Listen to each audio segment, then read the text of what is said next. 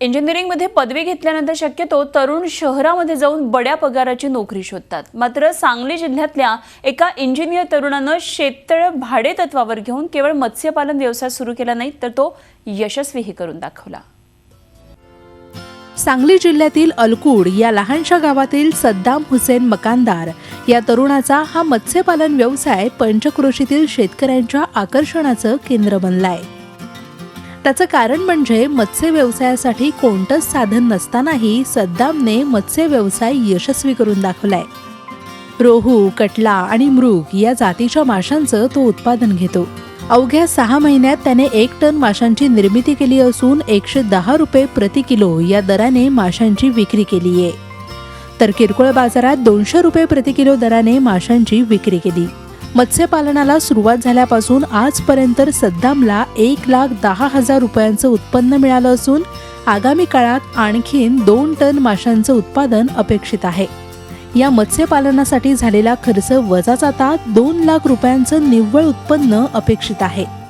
हे मासे आम्ही 110 रुपये किलोने बाजारभावाप्रमाणे आम्ही व्यापाऱ्याला विकलेले आहेत आणि आमच्या शेततळावरती आम्ही इथल्या नागरिक आम्ही 1 टन माल विकलेला आहे आणि आज आम्हाला आमचे मासे 1,10,000चे मासे विकले गेलेले आहेत। इथून पुढे आम्हाला 2 टन माल निघण्याची अपेक्षा आहे आणि यातून सर्व खर्च आमचा वगळता कमीत कमी 1.5 ते 2 लाख रुपये नफा मिळण्याची अपेक्षा आहे। सद्दाम याने इंजिनिअरिंगची पदवी घेतली असून नोकरीच्या मागे न धावता त्याने मत्स्यपालन व्यवसायाची निवड केली।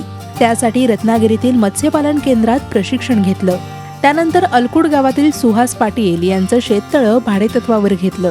या शेततळ्याची लांबी 110 फूट तर रुंदी 80 फूट असून खोली 28 फूट इतकी आहे।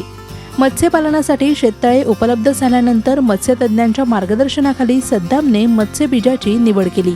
मत्स्यपालन करताना खाद्य व्यवस्थापन हे महत्त्वाचं असून सद्दाम या माशांना नैसर्गिक खाद्य म्हणजे जीवामृत देतात।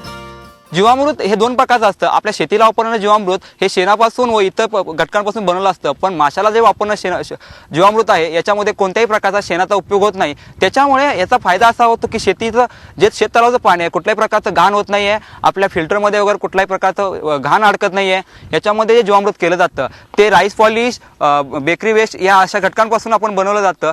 हे प्रत्येक क्षेत्रासाठी प्रत्येक माशांच्या साईजनुसार ठरलेलं प्रमाण आहे, त्याप्रमाणे आपण प्रत्येक महिन्यातून एकदा जीवामृत आपल्या मत्स्यतलावामध्ये देणं गरजेचं आहे। सद्दाम याने पुण्यातून रोहू, कटला आणि मृग या जातीचे मत्स्यबीज आणले असून मत्स्य उत्पादनाच्या दृष्टीने या 3 जाती फायदेशीर ठरतात। मत्स्यपालनामुळे तळ्याला कोणत्याही प्रकारचे नुकसान होत नाही, उलट माशांची विष्ठा मिश्रित पाणी शेतीसाठी फायदेशीर ठरते।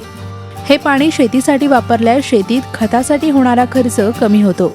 उच्च शिक्षित असतानाही सद्दाम मकानदार यांनी शेतीपूर्वक व्यवसायाची निवड करून त्यात यश मिळवलंय। शेततळ्याची सुविधा उपलब्ध असलेल्या शेतकऱ्यांना अशा प्रकारचा प्रयोग केल्यास त्यांनाही चांगलं उत्पन्न मिळवता येईल। रवींद्र कांबळेसह ब्युरो रिपोर्ट, झी मीडिया, सांगली। झी 24 तास रहा एक पाऊल पुढे।